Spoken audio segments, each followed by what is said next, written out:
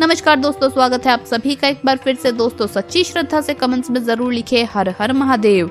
शास्त्रों में स्पष्ट बताया गया है कि जिस घर में मां अन्नपूर्णा का वास हो जाए तो मां के साथ साथ सभी देवी देवता एक साथ निवास करते हैं। ऐसा घर कई अनाजों, भंडारों व धन दौलत से भरा रहता है। जिस भी व्यक्ति के रसोई घर में ये गलतियां अगर होती है तो इसे आप मामूली ना समझें और ना ही नजरअंदाज करने की गलती करें। आपका पूरा घर निर्धन हो सकता है। दोस्तों, व्यक्ति अगर जीवन में सफलता प्राप्त करना चाहता है तो उसके लिए सबसे ज्यादा जरूरी है उसके स्वास्थ्य का सही होना, और उसका शरीर अगर स्वस्थ होता है तो व्यक्ति हमेशा ही अपने लक्ष्य को प्राप्त कर सकता है। ऐसे में शास्त्रों के अनुसार अगर आपका रसोई घर अच्छा है, उसमें ये गलतियां नहीं होती है, तो माता अन्नपूर्णा आपसे प्रसन्न होती है, आपको माला माल कर देती है। तो चलिए जानते हैं कौन सी हैं वो गलतियां। लेकिन उससे पहले दोस्तों आपसे रिक्वेस्ट है कि वीडियो को लाइक करें, अपने दोस्तों के साथ शेयर करें, और अगर आपने अभी तक चैनल को सब्सक्राइब नहीं किया तो सब्सक्राइब करके बेल आइकन जरूर प्रेस कर लें। दोस्तों नंबर 1, कई महिलाएं ऐसी होती है जो खाना बनाने से पहले स्नान नहीं करती, हाथ पांव नहीं धोती और रसोई घर में खाना बनाते समय इधर उधर जैसे बाल में या मुंह पर हाथ लगाती है और फिर बगैर हाथ धोए बिना हाथों को साफ किए खाना बनाती है। तो ऐसे में खाना दूषित हो जाता है और इस तरह का खाना खाने पर घर परिवार में बीमारी आती है। माता अन्नपूर्णा नाराज हो जाती है। ऐसे घरों में दरिद्रता का वास हो जाता है। ऐसे घर में रहने वाले व्यक्ति कामयाबी हासिल नहीं कर पाते और राहु केतु का भी बुरा प्रभाव पड़ता है। इसीलिए ऐसी गलती कभी भी नहीं करनी चाहिए। हमेशा स्वच्छ हाथों से ही खाना बनाना चाहिए। ऐसा करना माता अन्नपूर्णा को अति प्रसन्न करता है। दोस्तों नंबर 2, शास्त्रों में बताया गया है कि जहाँ पर गृहिणी भोजन बनाती है वो स्थान स्वच्छ ना हो तो राहु केतु का बुरा प्रभाव तो पड़ता ही है, साथ ही शनि भी रुष्ट हो जाते हैं। ऐसे घरों में कमाने वाले व्यक्ति पर बुरा असर होता है। पूरा घर धीरे धीरे निर्धनता का शिकार होता चला जाता है। इसीलिए रसोई घर हमेशा साफ सुथरा रखना चाहिए और गंगा जल से छिड़काव जरूर करना चाहिए। ऐसा करने से माता अन्नपूर्णा आकर्षित होती है और आपको आपके हर कार्य में कामयाबी मिलेगी। आपके परिवार के हर सदस्य को उनके काम में कामयाबी मिलती है। नंबर 3, दोस्तों अपने घर में धारदार चीजें नहीं रखनी चाहिए। इससे परिवार में तनाव बढ़ता है और झगड़े आदि होने लगते हैं। ऐसे में रसोई घर में 1 या 2 से ज्यादा चाकू छुरी नहीं रखने चाहिए। ऐसे चाकू जिसका आप अब इस्तेमाल नहीं करते हैं लेकिन आपने अब तक रसोई घर में उसे रखा हुआ है, तो ऐसी बेकार पड़ी धारदार वस्तुओं को तुरंत ही बाहर कर देना चाहिए, क्योंकि ऐसी चीजें घर में रखने से नकारात्मकता आकर्षित होती है। इससे काफी बुरा प्रभाव पड़ता है। नंबर 4, रसोई घर के सामने जूते, चप्पल, झाड़ू, पोछा कभी भी नहीं रखना चाहिए।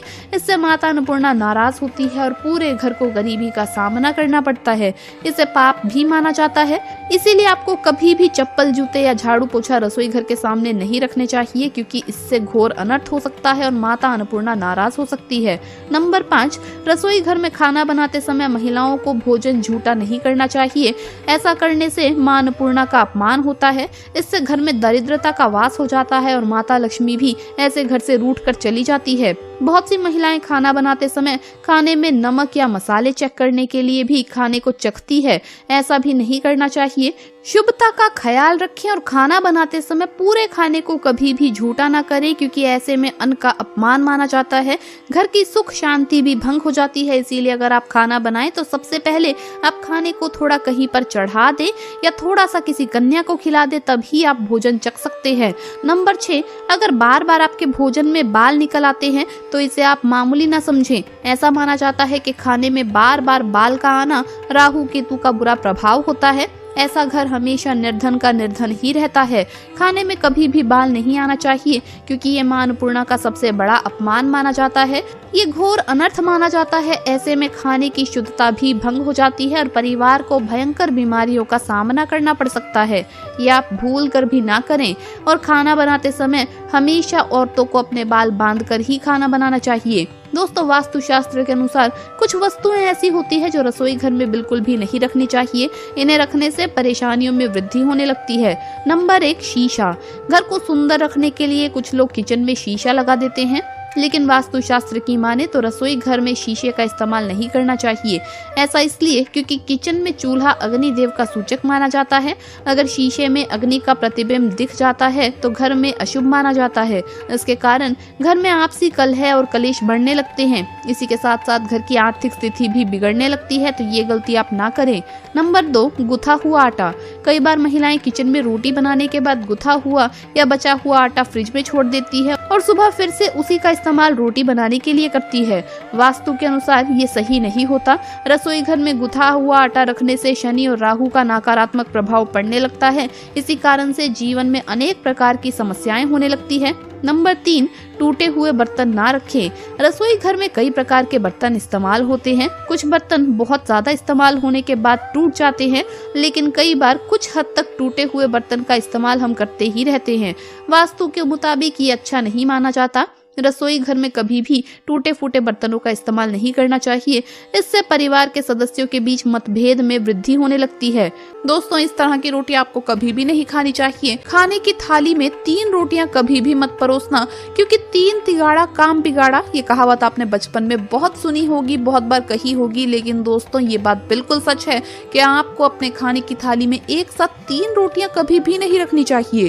वैसे आपने अक्सर देखा होगा कि आमतौर पर खाना खाते समय कई बार हम अपनी थाली में एक साथ 2 या 3 रोटियां रख लेते हैं, मगर क्या आप जानते हैं कि थाली में एक साथ 3 रोटियां रखना अशुभ माना जाता है। गौरतलब है कि गलती से भी कभी भी किसी की थाली में एक साथ 3 रोटियां कभी भी नहीं रखनी चाहिए। हालांकि अगर कभी किसी को एक साथ 3 रोटियां देने की जरूरत भी पड़े तो तीसरी रोटी को 2 टुकड़ों में बांट दें, जिससे रोटियों की संख्या भी बढ़ जाएगी। वैसे आप भी सोच रहे होंगे कि आखिर थाली में 3 रोटियां रखना अशुभ क्यों माना जाता है। दोस्तों, दरअसल हिंदू मान्यताओं के अनुसार संख्या 3 को काफी अशुभ माना जाता है। यही वजह है कि कोई भी शुभ काम करते समय इस संख्या का खास ध्यान रखा जाता है। आपकी जानकारी के लिए बता दें कि किसी भी शुभ कार्य या धार्मिक कार्य के लिए 3 वस्तुओं को शामिल नहीं किया जाता। ऐसे में खाना परोसते समय भी इस नियम का पालन करना बहुत जरूरी है।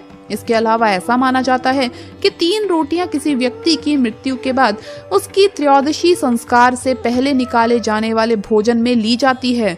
यही वजह है कि किसी व्यक्ति की थाली में 3 रोटियां परोसना मृत्यु के भोजन के समान माना जाता है। इसके साथ ही 3 रोटियां खाने से व्यक्ति के मन में शत्रुता के भाव भी उत्पन्न होते हैं। दोस्तों, तवा हर घर में होता है और इसका महत्व केवल खाना बनाने तक ही नहीं बल्कि वास्तु नियमों के अनुसार ये धन कारक भी होता है। रसोई में अगर तवा रोटी बनाने के बाद ऐसे ही छोड़ दिया जाता है तो इससे घर के मुखिया या पति की सेहत खराब होती है। इसीलिए याद रखें, जब भी तवा या कढ़ाई आप प्रयोग करें उसे अच्छे से धोकर सुखा कर रखें।